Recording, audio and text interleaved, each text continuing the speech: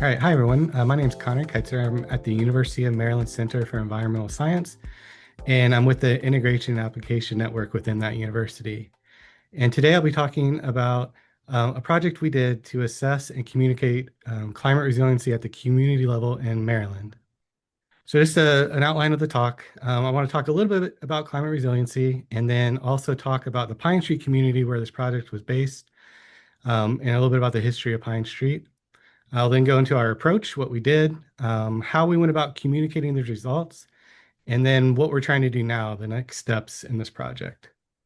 So we know Maryland's coastal communities are already experiencing the impacts of climate change, and that's only going to get worse in the coming decades.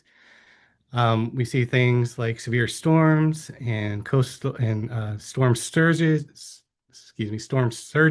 associated with that, as well as sea level rise, all contributing to things like coastal erosion and increased flooding.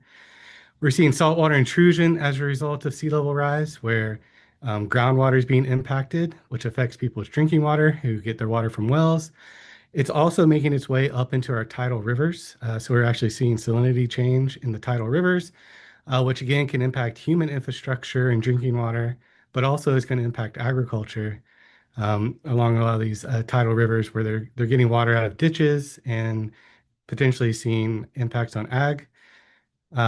We're seeing a lot of impacts on ecosystems, obviously, as a result of both changes in sea levels, salinity, and temperature.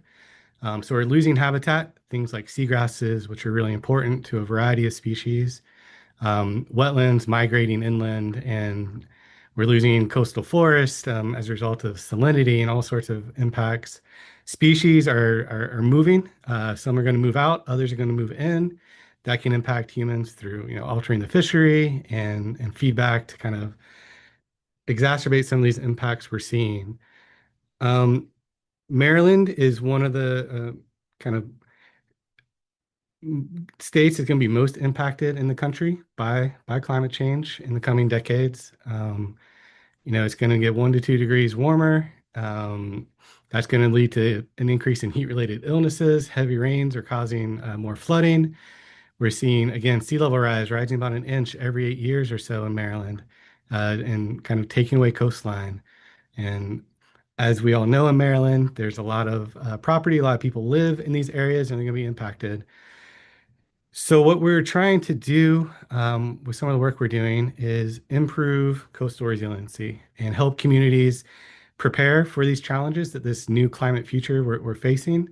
And there's a lot of things we can do. There's a lot of approaches we can take to try and improve resiliency. And what we know is that we need to be taking action now. The longer we wait to take action, the bigger the impacts are going to be. So we really want to try and get things in place now to help these communities continue to exist and thrive in this kind of uncertain future we're facing with climate. So my group has been working on this for the last 5 to 7 years. Beginning at the state level, we helped assess kind of at that time, the current state level climate threats and resilience measures. And that was published in 2021. It's the first of its kind, first state. So Maryland is a leader in this space and is first of its kind of state level assessment of this issue, climate resiliency. That led to work in Charles County, which was a county level assessment of its how prepared Charles County is for climate change. We worked with the Resilience Authority there. And then more recently, the project I'm going to talk about today, we've been working at the community level. And here I'm talking really small scale, neighborhood level kind of assessment.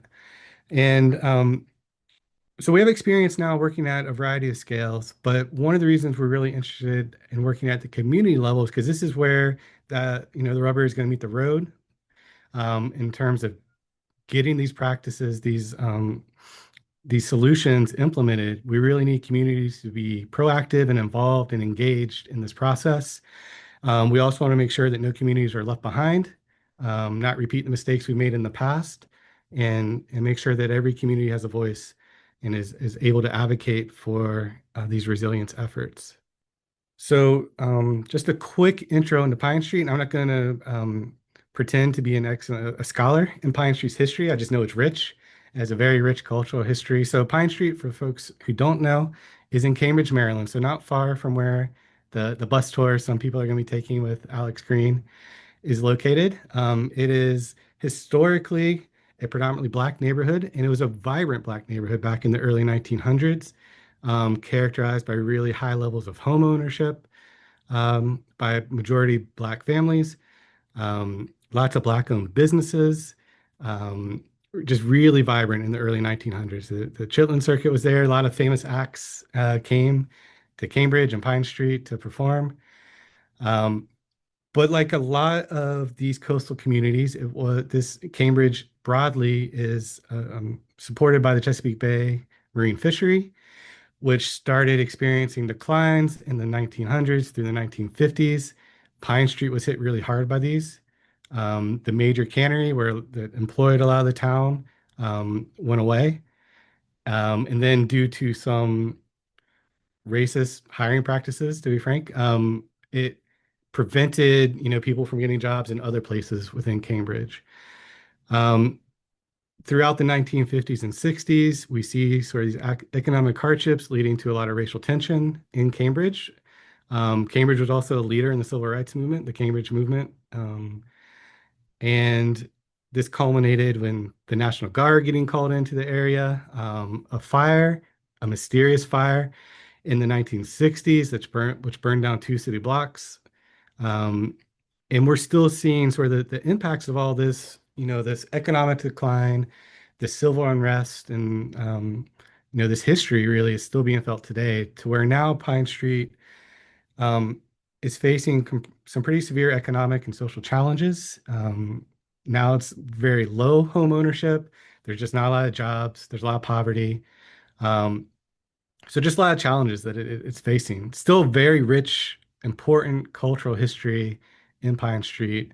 And what we were trying to do with this project was kind of understand how prepared Pine Street in particular was for climate change, and help them advocate for climate resilience work in the Pine Street community. Yeah, so the specific goals is to raise awareness in Pine Street and more broadly within Cambridge about the issues that Pine Street is facing, and work to co-develop a communication tool for advocacy. Um, and this is really driven by a few different things. One is, like I said, we need communities to be actively engaged and involved in this resiliency work so that they can um, get these practices in place so they're prepared for climate change.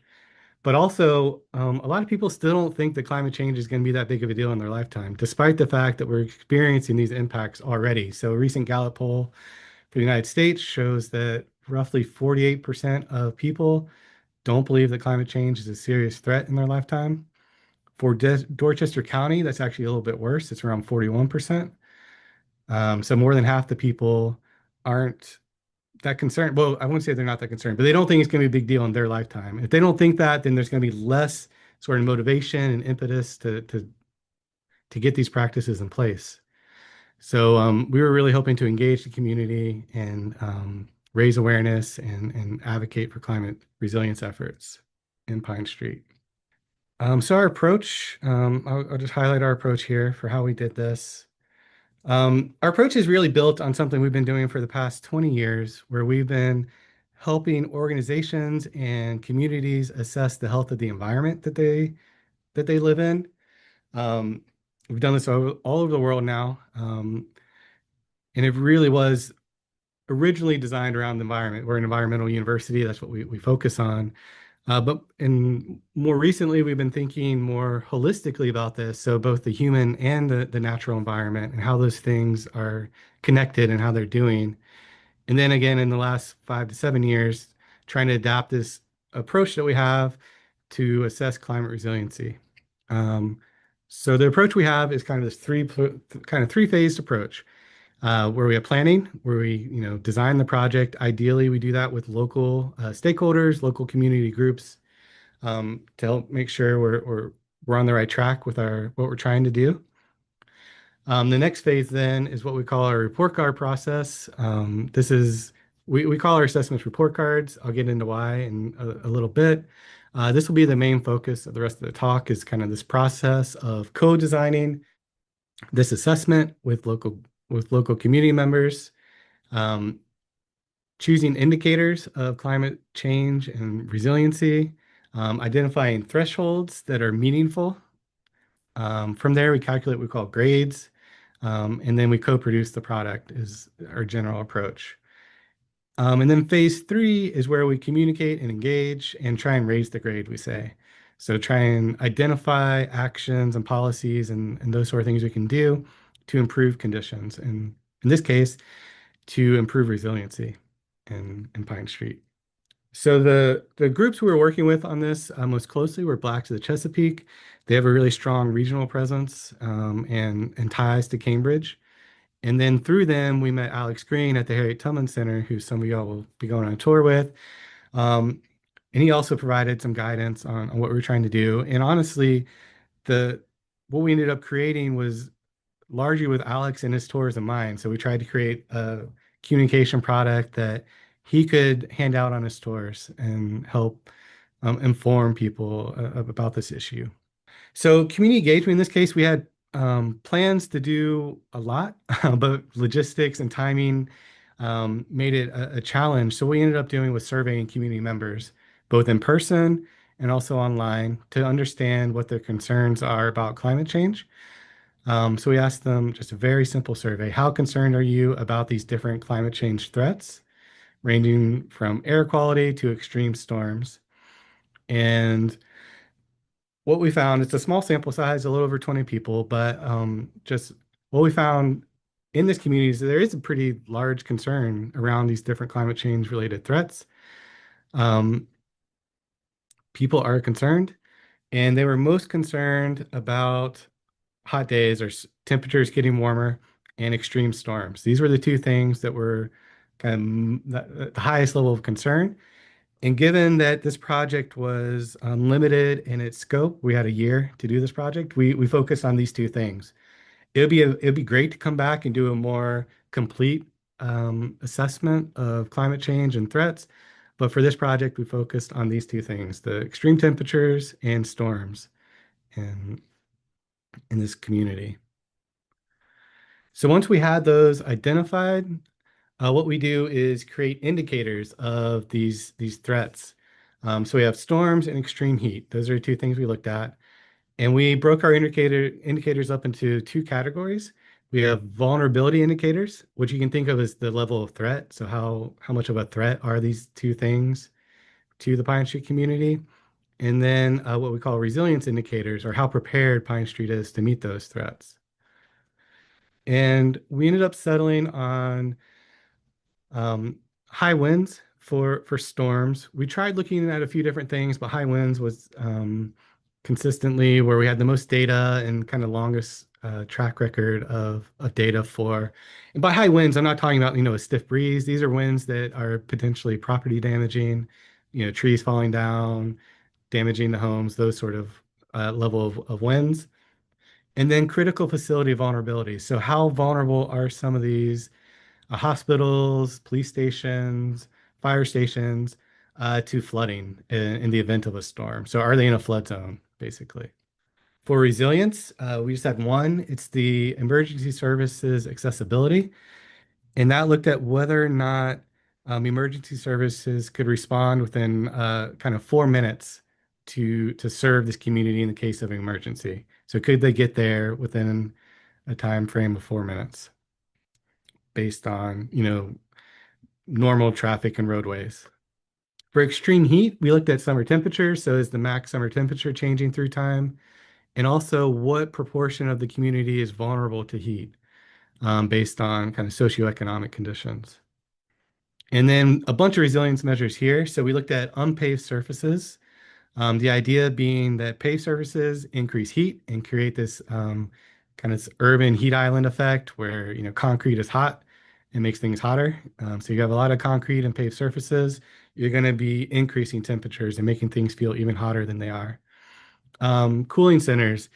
Are there any cooling centers nearby the neighborhood? Are they open? Can people get to them? In this case, I think it had to be within a 1 mile walking distance. Is there one within 1 mile of Pine Street. Park equity looked at whether or not there are parks nearby that people could go to just to get a little bit relief from the heat. In these really hot days, can they sit in the shade in a park, feel that breeze, and kind of get some relief from heat? And also tree equity. So, are there trees to provide shade in the neighborhood? Are there enough trees to help prevent, or again, provide some relief from that heat? So these are what we looked at. I am not going to go into detail on all of these, but I am going to show you an example of how we go from, the data to scoring that data and communicating that information.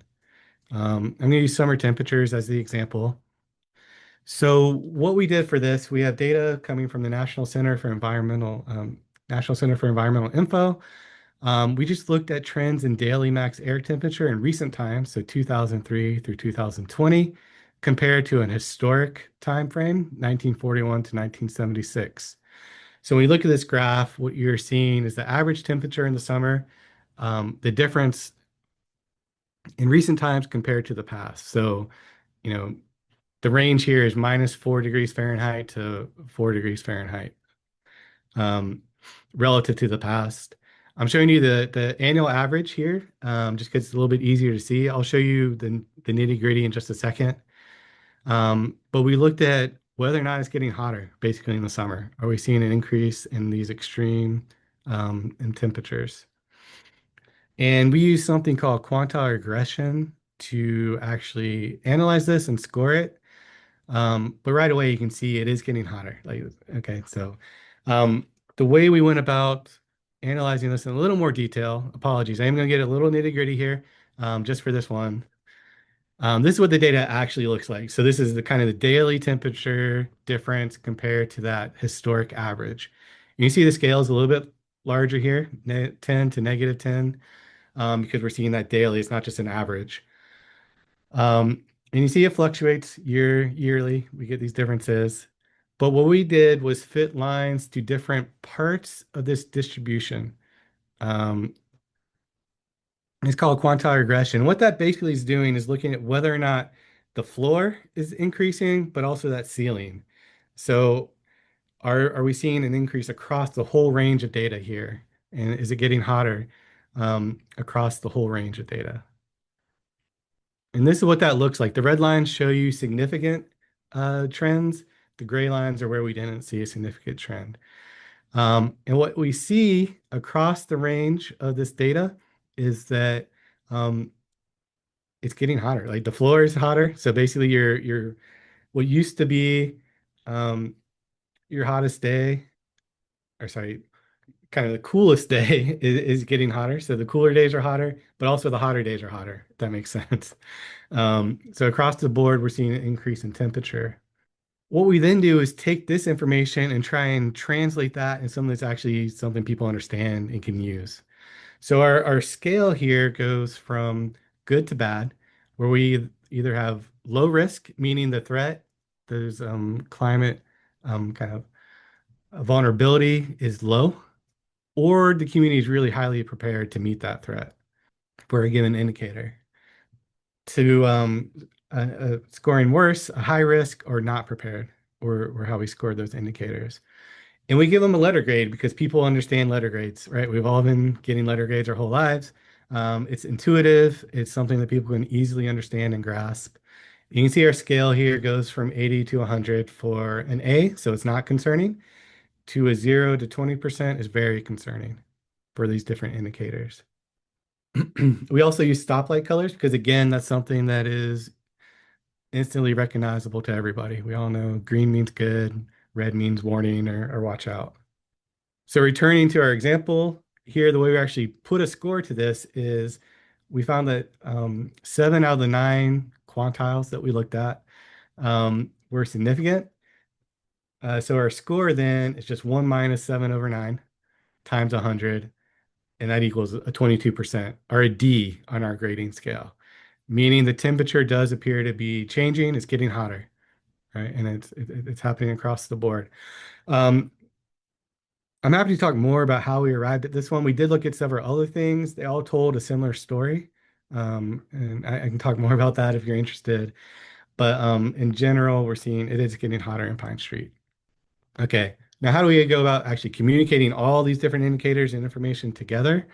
As I mentioned, we do what we call a report card.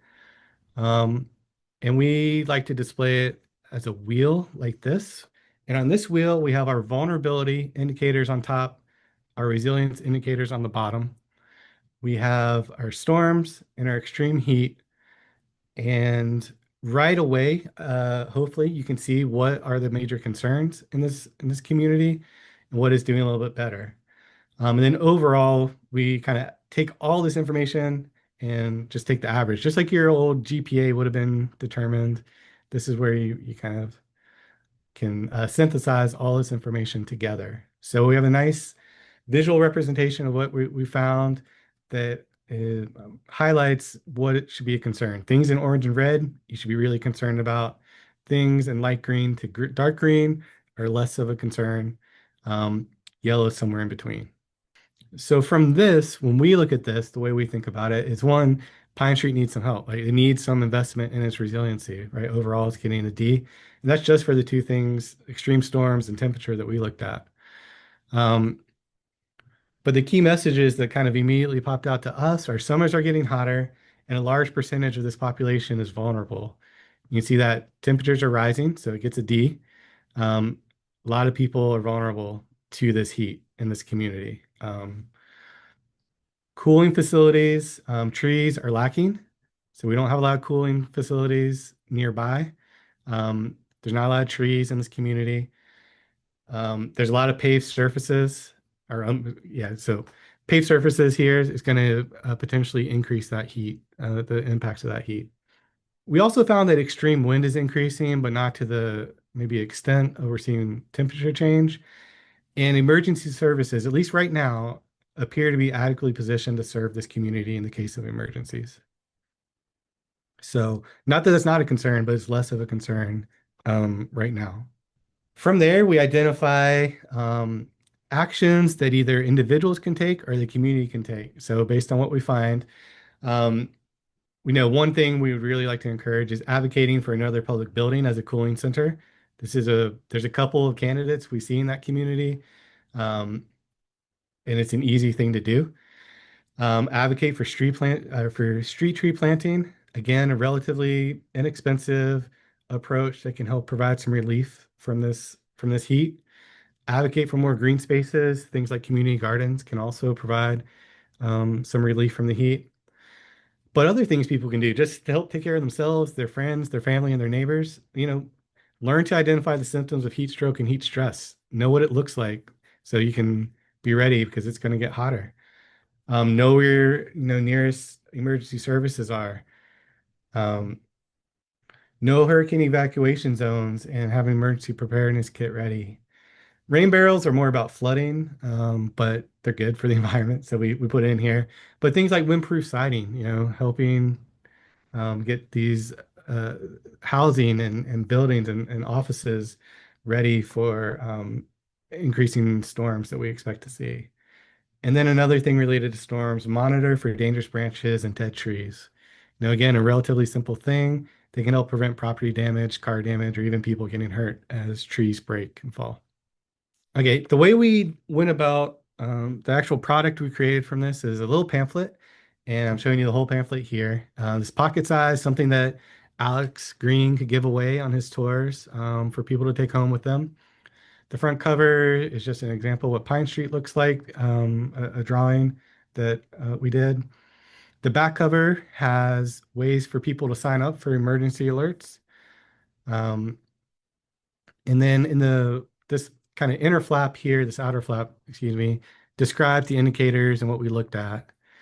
And then the inner panels, if you were to open up that pamphlet and look inside of it, you would see that wheel that we just went over, the scores, and also these kind of actions that we recommend people can take. All right, I'm gonna finish up with what we're doing now around what we've learned. We are working with Black to Chesapeake primarily, and also Alex to communicate this information. But then also we're actively looking for opportunities to do the things that we identified. So the cooling center, I'm trying to arrange some meetings in the community to talk about this and identify cooling centers and also plant some trees. And I'm actually, yeah, we've just started having conversations about how we can do this and the best way to engage the community around this. And then there's also all those other climate threats that we did not consider in this that are probably important as well. If you're interested in learning more about the project, there's a QR code you can scan, or you can email me, ckeitzer@umcs.edu. I want to acknowledge the funding source. This was a Chesapeake Bay Trust grant with support from BGE, and thank you all for listening. Great job, Connor. I appreciate it. You can go ahead and leave this slide up with your contact information so people can whip out their cell phones and scan that QR code and also find your email so they can reach out. You have a few seconds for some questions? Yes, definitely. All right, great. Well, first and foremost, thank you for what you're doing with the Pine Street community. I think you're working with a few other communities out on the Eastern Shore with their resiliency and sustainability. So I want to thank you for that effort. Sea levels are rising an inch per year, I think is what you said. Inch every 8 years. Yeah, 8 years. 1 inch every 8 years. Yeah. Okay, okay. Yeah, I mean that's crazy. You know, it's I often try to explain sea level rise on the Eastern Shore is the West Coast's forest fires is our, that's what's destroying a lot of maritime ecosystems, Mhm. homes, properties. Is sea level rise for us, but on the West Coast, it's forest fires. But it seems like it's happening a little bit quicker and more aggressively here on the Eastern Shore when it comes to that. If somebody's on the Western Shore, which I am, I'm in Randallstown in Baltimore County. It wasn't until I heard from Alex with Harriet Tubman Tours how, sea level rise was affecting his tour business, Mhm. that it really kind of resonated. As much as I've taken his tour probably a dozen times, and every time I try to bring somebody else to experience Harriet Tubman Tours, but to hear that, it kind of resonated with me. Our problem here in Randallstown is radon, which is not a climate change Mhm. issue necessarily, although permafrost is melting and making it a little bit more severe. But what can someone in an office, a school, a faith-based organization, their home, all these buildings are adding to climate change and greenhouse gas reduction. But what can somebody on the Western Shore do to help what's happening on the Eastern Shore? Yeah, that's a good question. So, at a kind of a macro level, we can make choices about how we're getting our energy and how much we're using our energy. Because, there's really two things that are going to impact the effects of climate change in the future. One is the magnitude of climate change, which is influenced by greenhouse gases. Mhm. And so we can make choices around that. And as we just learned, it's gotten a little bit harder to do that, at least, the federal government just yesterday, right? Yeah, yeah. Over the EPA is no longer going to regulate those things, but it's going to be then it's even more important for states, local businesses, communities to try and proactively find those alternative sources, those green sources of energy. Community solar programs, for example, are one way you can help with that. Public transport. There's things you can make, choices you can make in your daily life that can reduce your sort of energy footprint for Hmm. sure. Hmm. And that's going to benefit, well, the whole planet, but the Eastern Shore as well when you do that, because we're going to reduce how much climate change happens.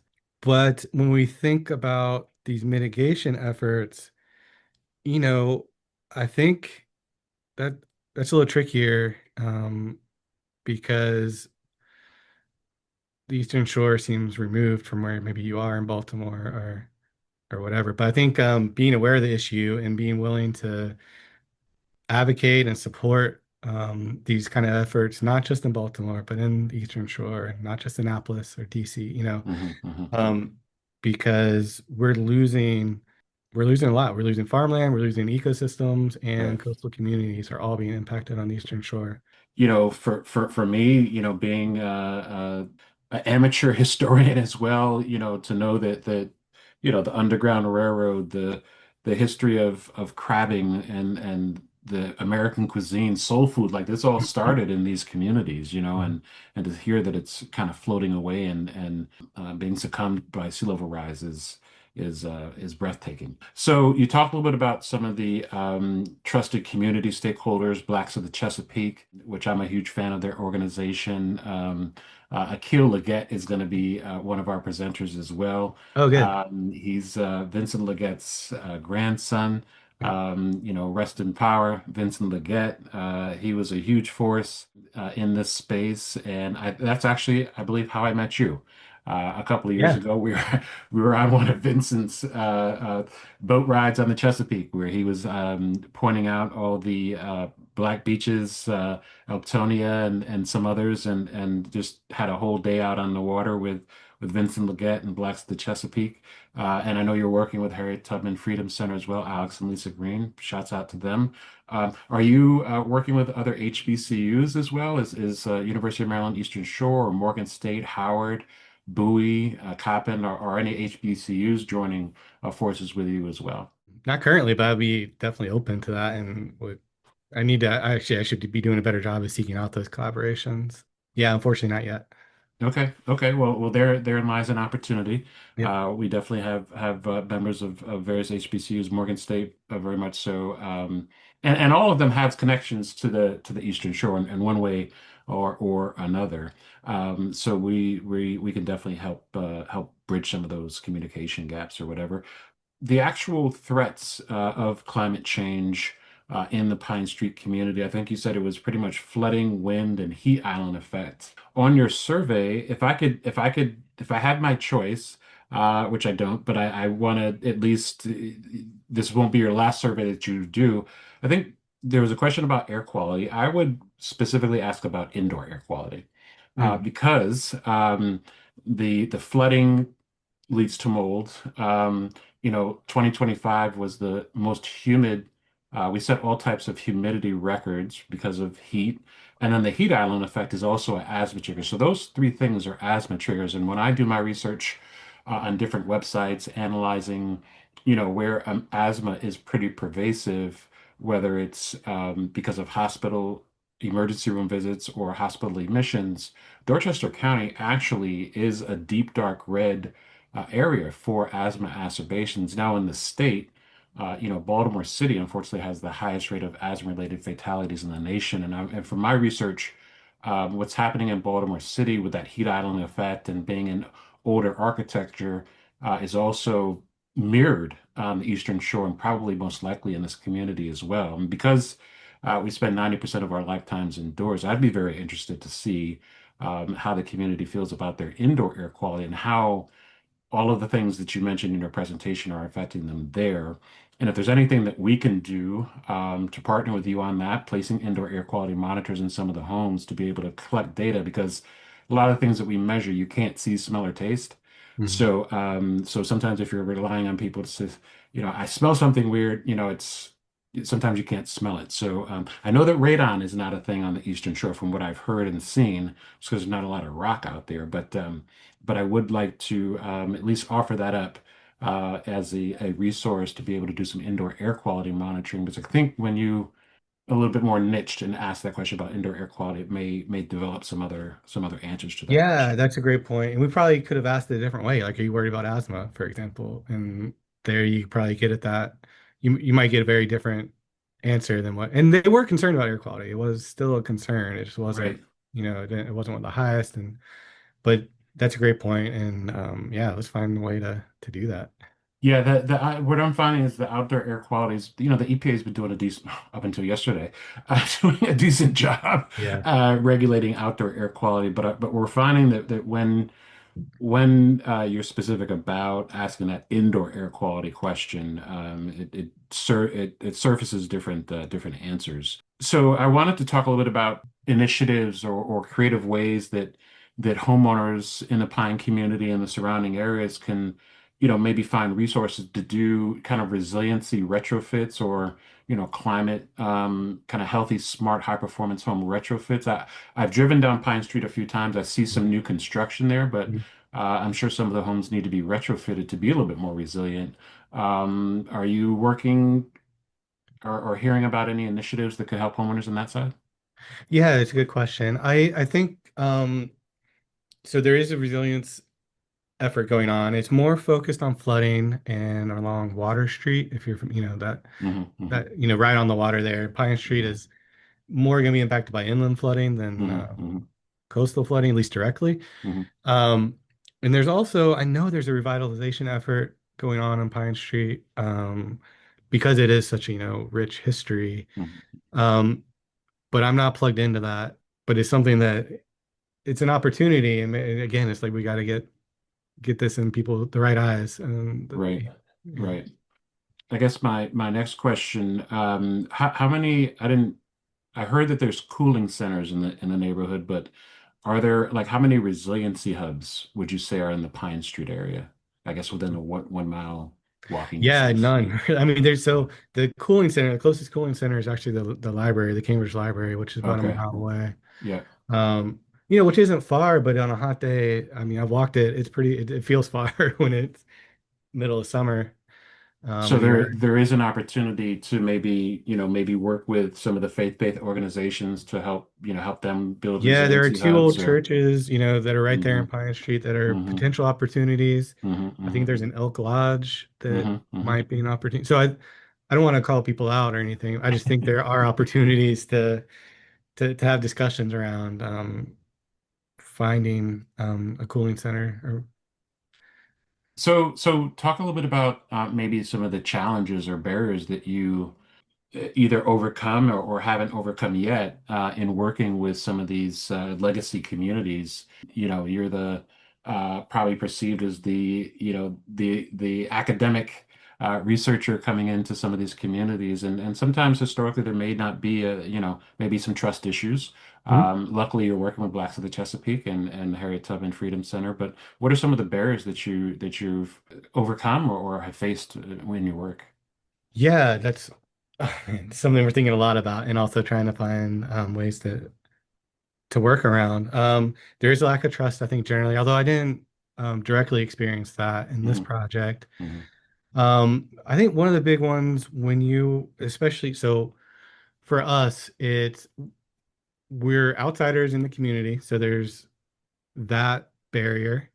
We are asking people, or we were, asking people to potentially give up time to help us with this without necessarily having a whole lot to give them back that's tangible, right Hmm. away. Hmm. And when you talk about, people are already potentially overburdened, I felt that's a big ask, and Hmm. I'm not crazy about that, which is why we ended up doing a survey, which is relatively easy and low, Hmm. low investment. Hmm. Another challenge along with, that kind of goes along with being not a member of the communities, we don't necessarily know the right people to talk to. There's just all these hurdles to trying to find the right people, convince them that what you're doing is important, and then from there, engaging the community around that is, Hmm. it's a lot. Too many times, my understanding, anyways, is that academics come in and are just extracting information and data from a community without necessarily benefiting the community. And we want to avoid that, obviously. And we're trying not to do that with this project and other projects that we're working on. But I do think Hmm. that's a real challenge. Something else we've been learning recently is like a lot of communities, even for a survey, they've already been surveyed to death. Like they've Hmm. had so many Hmm. surveys, Hmm. and their lives maybe aren't getting any better as a Hmm. result of those Hmm. surveys. Hmm. Um, so that's a real challenge. And No, then, that's real. That's real. Unfortunately, academia does have a perception of getting grant funds, six-figure, seven-figure grant awards, coming to the community, doing research, presenting that research at a symposium in Europe, and then the cycle repeats itself. yeah, And the data is just kind of up here somewhere, and it's not really working its way down to the grassroots where it's really needed. yeah, for sure. And then there's also, I think, a challenge around just the like climate change in general. Like, Yeah, it's not something that is maybe a top concern for a lot of people. right, So then we're also asking them to potentially give up time to do right. something that they're not that concerned about right now, Hmm. So Hmm. Hmm. um but we're working on it. I think we're, talking to people like you and others, like smart people who know how to do this, and hopefully doing things in a better way. Well, it all starts with the willingness, right? It's not like people are knocking on UMC's door saying, "Hey, this is something we want to do," and they're trying to beg you guys to get involved. It's the complete opposite. That it looks like even with UMC's funding getting cut recently, and even with the recent kind of legislation change yesterday or this week with the EPA.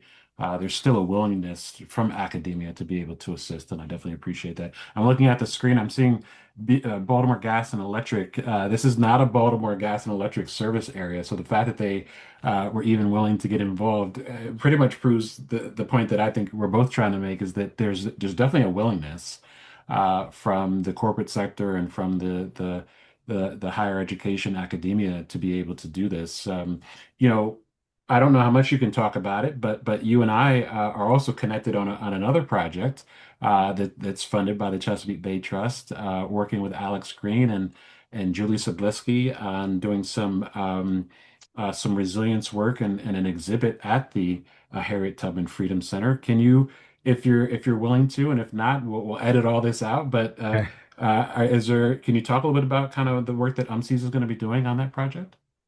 Yeah, so this is a really cool project. We are working with you, Alex Green, and a couple other folks on a project that's looking at. I love this. Is well, okay. I don't know this happening, but I think it's a really great approach and important. Is cultural history is going to be lost as a result of climate change and flooding and these areas. So this is obviously centered around Harriet Tubman and her story.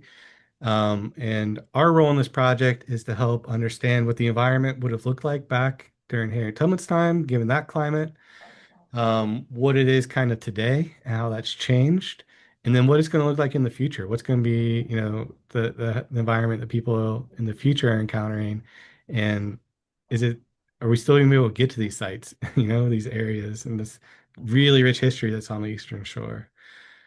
Um, Absolutely, absolutely. Very exciting project. Again, shouts out to Chesapeake Bay Trust for a generous award to be able to make this happen. And so Dr. Julie Sobieski is an archaeologist, a well-known archaeologist in the area, and she about 3 or 4 years ago discovered Ben Ross's home site, Ben Ross being Harriet Tubman's father, and found his home site, did some excavation there.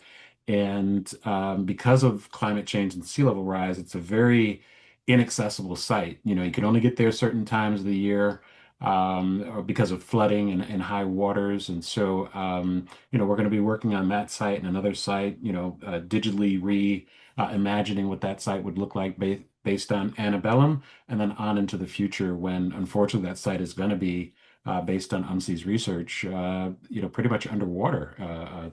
I think what I saw was 30 to 40% of Dorchester County being underwater by 2100. Is that accurate or yeah, am I depending on being what a little? scenario you look like, I think, yeah, it could be, Sheesh. yep. That is crazy. So yeah, very exciting project. Stay tuned for that, and you'll be able to see that exhibit that we're all working on at the Harriet Tubman Freedom Center there in Cambridge, Maryland, maybe in about a year or so, give or take. So we're excited about that. But hey, Connor, man, this has been great. Is there anything that I didn't ask you that you want people to know about yourself, your work that you're doing? We're always looking for opportunities and collaborations which will help us um, do climate resilience work across Maryland, across these coastal and inland too. We want to, climate change is going to impact all of Maryland. It's not just the Hmm. coast. Hmm. And something that's really important in the work we're doing is making sure that all communities are being represented and getting the help and resources they need so that they're ready to meet these challenges because they're real challenges. They're already being felt, and it's only going to be more. It's going to be worse in the coming decades within many of our lifetimes and our kids' lifetimes and our grandkids' lifetimes. So, and we're open. We're not just academics. We like working with, as I hope is clear, community groups, partner organizations. Um, is really key, I think, to the work we're doing. It helps get buy-in from the community and make sure we're asking the right questions and we're providing the right information Hmm. that can help these communities get ready for climate change. Absolutely. This is a situation that unfortunately is going to get worse, unfortunately. But we can do everything we can to try to improve it. And I'll end the way I started by thanking you for the work that you're doing in the communities throughout the state, especially in Pine Street. And keep up the great work, Ben. And anything we can do to get the word out, and love to maybe have you come back next year and talk a little bit about some more of the projects that you're working on. That'd be great. Thank you so much. All right, Connor, thank you so much. Have a great day.